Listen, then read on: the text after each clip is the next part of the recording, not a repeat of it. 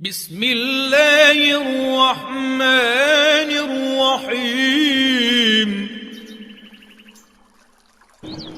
اللہ کے نام سے شروع جو نہایت ریاست کا ایک قانون ہے، ایسے ہی اسلام کا بھی ایک قانون ہے۔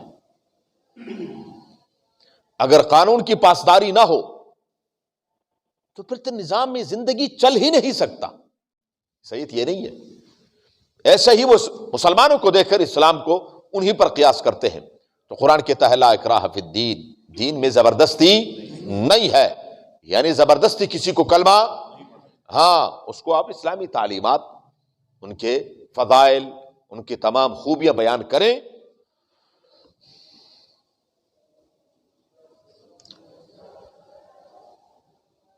اعوذ باللہ من الشیطان الرجیم، بسم اللہ الرحمن الرحیم۔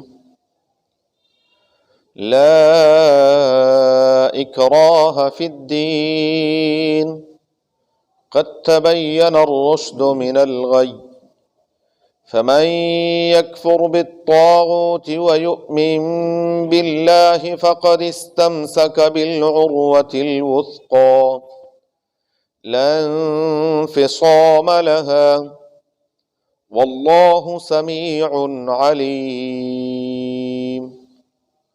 لا اکراہ فی الدین، دین میں زبردستی نہیں۔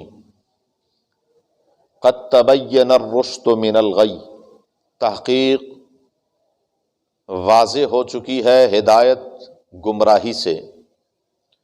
فمن یکفر بالطاغوت، پس جس شخص نے کفر کیا، انکار کیا طاغوت کا، ویؤمن باللہ، اور وہ ایمان لے اللہ پر، فقد استمسک بالعروۃ الوثقی، پس تحقیق اس نے تھام لیا وہ مضبوط کڑا، لا انفصام لہا، جس کے لیے ٹوٹنا نہیں، واللہ سمیع علیم، اور اللہ سننے والے جاننے والے ہیں۔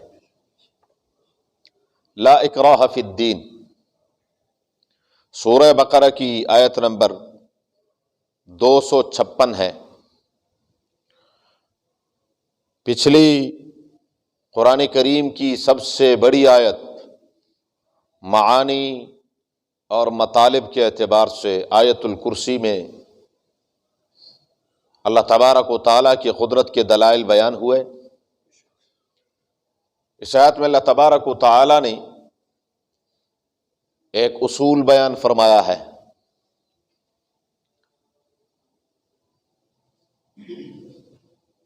جس کے بارے میں شان نزول یہ ہے، رسول اللہ صلی اللہ علیہ وآلہ وسلم کے مدینہ منورہ تشریف لے جانے سے پہلے ابو داؤد شریف کی روایت کے مطابق مدینہ منورہ میں عرب کی عورتیں منت مانتی تھی، نظر مانتی تھی کہ اللہ اگر تو نے ہمیں بیٹا عطا فرمایا تو ہم اس کو یہودی بنا دیں گی۔ مدینہ منورہ میں دو قومیں آباد تھی، عرب اور یہود۔ یہود کے 3 قبیلے تھے، عرب کے 2 بڑے قبیلے تھے، اوس اور خزرج۔ یہود کے 3 بڑے قبیلے تھے، بنو نذیر، بنو قریظہ، بنو قینقاع۔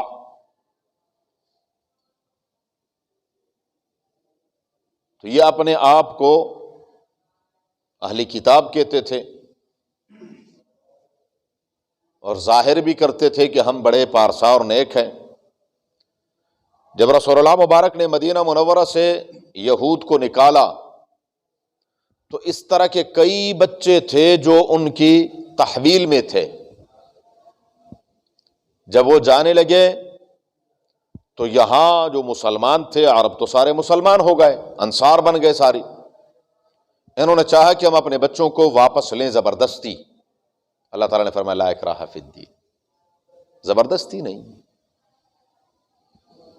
کیونکہ وہ یہودی ہو چکے تھے. ایسے ہی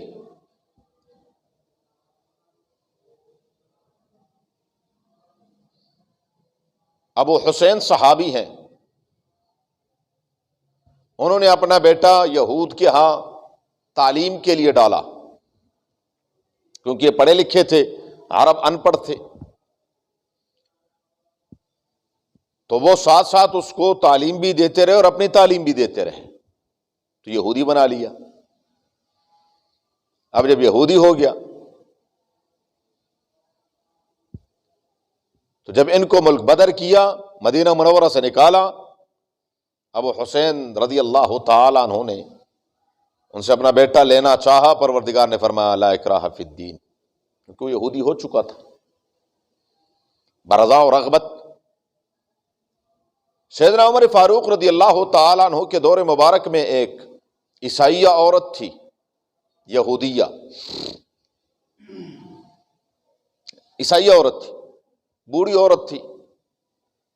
سیدنا عمر فاروق رضی اللہ تعالی عنہ نے فرمایا کہ اس کو اسلام کی دعوت دیں. خود نے کہا انی عجوزۃ کبیرہ، میں بوڑھی ہو گئی ہوں، اب میں نہیں چاہتی کہ بڑھاپے میں قریب الموت ہوں کہ میں جس دین کو میں نے اختیار کیا عیسائیت کو میں اس کو چھوڑ دوں. عمر فاروق رضی اللہ تعالیٰ عنہ نے کوئی زبردستی نہیں کی، بلکہ اس سے بھی زیادہ امام ابو بکر جساس راضی رحمۃ اللہ علیہ نے اور حضرت شاہ ولی اللہ محدث دہلوی رحمۃ اللہ علیہ نے ازالۃ الخفا اس میں ذکر کیا ہے. سیدنا عمر فاروق رضی اللہ تعالیٰ عنہ کے ایک غلام تھے، رومی واسق نام تھا اس کا، یا وسیق.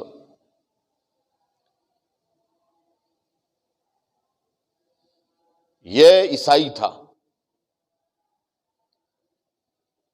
سیدنا عمر فاروق رضی اللہ تعالیٰ عنہ نے ایک دن ان کو بلایا، کہنے لگے مسلمان ہو جاؤ. یہ بڑا قابل آدمی تھا، خصوصاً حساب کتاب میں. تو اس نے کہا کہ نہیں. فرمایا اگر زبردستی کسی کو مسلمان کرنا جائز ہوتا تو میں تجھے زبردستی مسلمان بنا دیتا. تو ایک قابل آدمی ہے، مسلمان ہو جا، کلمہ پڑھ لے، تجھے میں کوئی اچھا عہدہ دے دوں. اس نے کہا نہیں. فرمایا میں آپ کے ساتھ یہ نیکی کر سکتا ہوں کہ میں تجھے آزاد کرتا ہوں، جا. لیکن زبردستی نہیں کی. یہ تو وہ دور تھا، خلافت عثمانیہ کا مشہور واقعہ ہے. سلطان سلیم خان رحمہ اللہ تعالی رحمتاً واسعہ، ان کے دور میں یہود اور عیسائیوں نے تباہی مچائی خلافت کے اندر. ترکی میں ریشہ دوانیاں شروع کر دی، ہر طرف کوئی نہ کوئی خباثت ان کی گٹی میں ہے. تو سلطان تنگ آ کر اس نے کہا کہ جہاں ان کو دیکھو زبردستی ان کو کلمہ پڑھاؤ، مسلمان کرو، ان کے تمام عبادت خانے موقوف کر دو، ان کو تالے لگا دو. شیخ الاسلام کو پتہ چلا، آئے دربار میں، خلیفہ کو مخاطب کیا کہ مجھے پتہ چلا کوئی سرکرر آپ نے جاری کیا ہے جس کا مضمون یہ ہے. میں نے کہا جی ہاں، میں آپ کو پتا ہے کہ یہ جو کچھ کر رہے ہیں مجبور ہو کر میں نے یہ سب کچھ کیا ہے. فرمایا قرآن کا حکم ہے لا اکراہ فی الدین. میں نے کہا جی ٹھیک ہے، فوراً دوسرا سرکرر کہ میں نے جو لکھا تھا وہ اس کو منسوخ کر دیا جائے. اسلام ایک زندہ حقیقت ہے، اور اسلام کی تاریخ میں کوئی مائی کا لال ایک فرد یہ کہنا بہت بڑی بات ہے، ایک فرد ثابت نہیں کر سکتا جس کو زبردستی مسلمان کیا. نہیں، اسلامی تعلیمات، اور آج بھی الحمدللہ ثم الحمدللہ پوری دنیا میں لوگ مسلمان ہو رہے ہیں. یہ الگ بات ہے کہ کسی زمانے میں ہمارے بڑوں کو دیکھ کر مسلمان ہوتے تھے اور آج ہمیں دیکھ کر مسلمان نہیں ہوتے. اسلامی تعلیمات کو دیکھ کر مسلمانوں کے اعمال وہ نہیں رہے، کردار وہ نہیں رہا. لیکن الحمدللہ اسلامی تعلیمات آج بھی روز روشن کی طرح واضح ہیں، اور ان کو دیکھ کر لوگ مسلمان ہوتے ہیں. یہاں ایک اعتراض ہوتا ہے، لوگ سوال اٹھاتے ہیں کہ جی آپ کہتے ہیں لا اکراہ فی الدین، اسلام میں جبر نہیں ہو. جہاد کیا ہے؟ جہاد بھی تو جبر ہے. حدود اللہ کو جاری کرنا یہ بھی تو جبر ہے. تو ایک بات ذہن میں رکھیے گا، یہ جتنے واقعات میں نے عرض کیے، اسلام میں لانا جبر نہیں. کسی کو زبردستی مسلمان نہیں کر سکتے آپ. لیکن جب مسلمان ہو گیا، اپنی مرضی سے ایمان لے آیا، اب جانے کا راستہ نہیں. اب دو باتیں، ایک تو یہ کہ جانے کا راستہ نہیں ہے. جب جانے کا راستہ نہیں تو یہ وہ جواب ہو گیا کہ جی مرتد کی سزا کیا ہے؟ صرف اور صرف اس کی گردن اڑانا ہے بس، کیونکہ آنے کا اختیار ہے، جانے کا نہیں ہے. دوسری بات، دنیا کا کوئی ملک، کوئی بھی ملک ایسا ہے جو بغیر کسی قانون کے چلتا ہو؟ ہاں، ریاست کا ایک قانون ہے، ایسے ہی اسلام کا بھی ایک قانون ہے. اگر قانون کی پاسداری نہ ہو تو پھر تو نظام میں زندگی چل ہی نہیں سکتا. چور چوری کرے گا، اس کا ہاتھ کاٹا جائے گا. بدکاری کا ارتکاب کرے گا اور شادی شدہ ہے تو پھر کیا ہے؟ سنسار ہے. ایک شخص دوسرے کو قتل کرے گا، قصاصاً اس کو قتل کیا جائے گا. زیادہ نہیں، اگر قانون نہ ہو تو یہ ٹریفک کا نظام چل سکتا ہے. ہاں، یہاں کیوں نہیں کہتے کہ دیکھو کتنا بڑا ظلم کر رہا ہے، میری مرضی میں جہاں مرضی جاؤں، آپ مجھے پرچہ کیوں دیتے ہو؟ میرے پاس ڈرائیونگ لائسنس ہے یا نہیں، آپ کون ہوتے مجھ سے پوچھنے والے؟ تو آپ کیا کہیں گے؟ نہیں جی، اس کے بغیر نظام نہیں چل سکتا.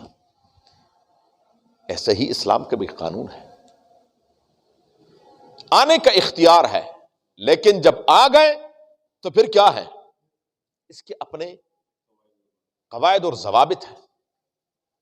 آپ یہاں سے جاتے ہیں امریکہ، گرین پاسپورٹ آپ کے پاس ہے، آپ اپنی مرضی سے یہاں سے جاتے ہیں. جب وہاں اترتے ہیں تو ان کے قوانین کو آپ مانتے کہ نہیں مانتے؟ ہاں،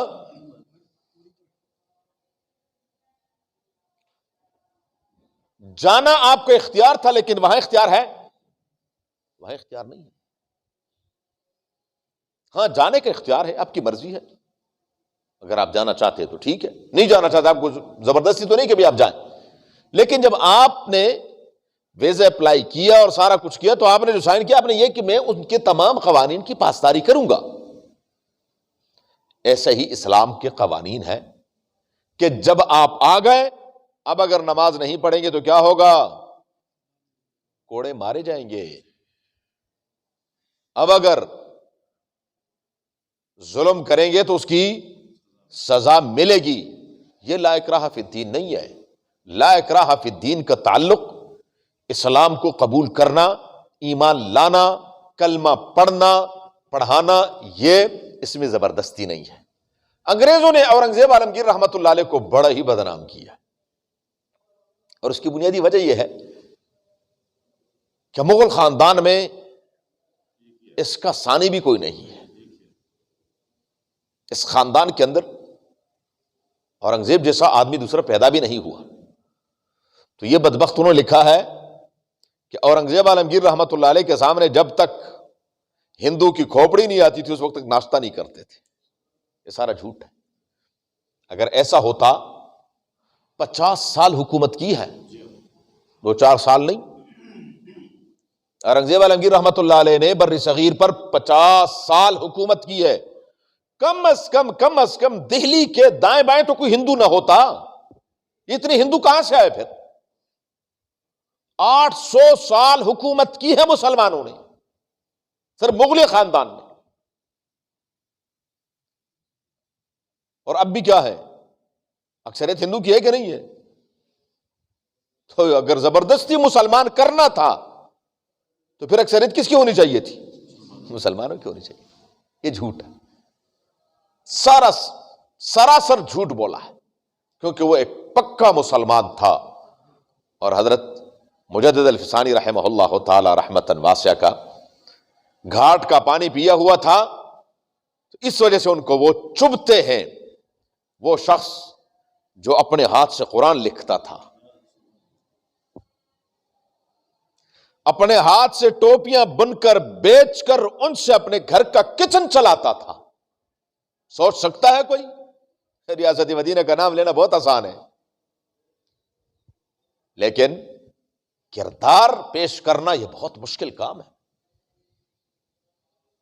یہ تھا کردار کہ ریاست سے 1 روپیہ نہیں لیتے، اپنے ہاتھ سے، اور پھر وہی. تو اس لیے انہوں نے ان کو بدنام کیا، ورنہ ایسی بات نہیں تھی. اسلام پھیلا ہے رسول اللہ صلی اللہ علیہ وآلہ وسلم کے اخلاق اور اسلامی تعلیمات کی وجہ سے. اسلام کی جو تعلیمات ہے، جس شخص نے ایک مرتبہ ان تعلیمات کو دیکھ لیا ہے، ممکن نہیں کہ وہ منہ موڑ لے. ہاں، یہ آج بھی حقیقت یہ ہے کہ اگر یہ لوگ محروم ہیں تو ان تک تعلیمات پہنچی نہیں. کردار ہمارا صفر ہے. وہ ہمارے کردار کو دیکھ کر اسی سے دیکھتے ہیں اچھا اسلام یہ ہوگا، نعوذ باللہ، کیونکہ یہی ہے نا. ہم ایک عیسائی کو دیکھتے ہیں، ہم کہتے ہیں اچھا عیسائیت یہی ہوگی، حالانکہ ایسا نہیں ہے. عیسائیت یہ نہیں ہے. ایسے ہی وہ مسلمانوں کو دیکھ کر اسلام کو انہی پر قیاس کرتے ہیں. تو قرآن کہتا ہے لا اکراہ فی الدین، دین میں زبردستی نہیں ہے. یعنی زبردستی کسی کو کلمہ، ہاں، اس کو آپ اسلامی تعلیمات، ان کے فضائل، ان کی تمام خوبیاں بیان کریں. اس کا دل مانتا ہے تو ٹھیک ہے، نہیں مانتا تو کوئی زبردستی نہیں ہے. فرمایا قد تبین الرشد من الغی، تحقیق واضح ہو چکی ہے ہدایت گمراہی سے. کوئی بات کسی پر چھپی ہوئی نہیں ہے. فمن یکفر بالطاغوت، مزید تفصیل انشاءاللہ. اللہم صلی اللہ علیہ وسلم کما صلیت علی ابراہیم وعلی آل ابراہیم انک حمید مجید. اللہم بارک علی محمد وعلی آل محمد کما بارکت علی ابراہیم وعلی آل ابراہیم انک حمید مجید. اللہم ارحمنا بالقرآن العظیم، اللہم ارحمنا بالقرآن العظیم، اللہم ارحمنا بالقرآن العظیم واجعلہ لنا اماما ونورا وہدی ورحمۃ یا رب العالمین. اللہم ذکرنا منہ ما نسینا وعلمنا منہ ما جہلنا وارزقنا تلاوتہ آناء اللیل واطراف النہار واجعلہ لنا حجۃ یا رب العالمین. اللہم نور قلوبنا بالقرآن وزین اخلاقنا بالقرآن ونجنا من النار بالقرآن وادخلنا الجنة بالقرآن. اللہم حصل مرادنا ويسر امورنا، اللہم حصل مرادنا ويسر امورنا، اللہم حصل مرادنا ويسر امورنا بجاہ حبیبک المصطفى ونبیک المرتضى صلی اللہ علیہ وآلہ واصحابہ اجمعین برحمتک یا ارحم الراحمین. جزاکم اللہ.